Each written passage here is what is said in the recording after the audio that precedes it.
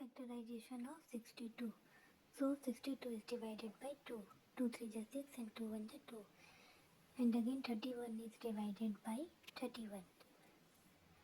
So the prime factors of 62 are 2 and 31.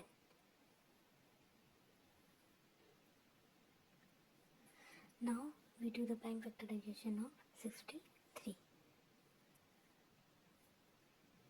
3 2 is 6 and 3 1 is 3.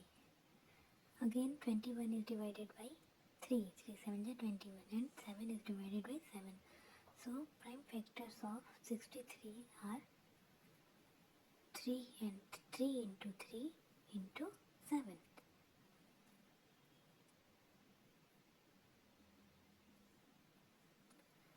Now next number is 64.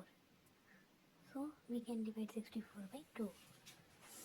2 3 is 6 and 2 2 is 4. Again divided 32 is divided by 2, 16.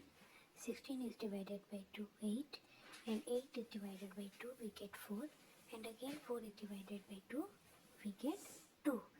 And 2 is divided by 2 and we get 1.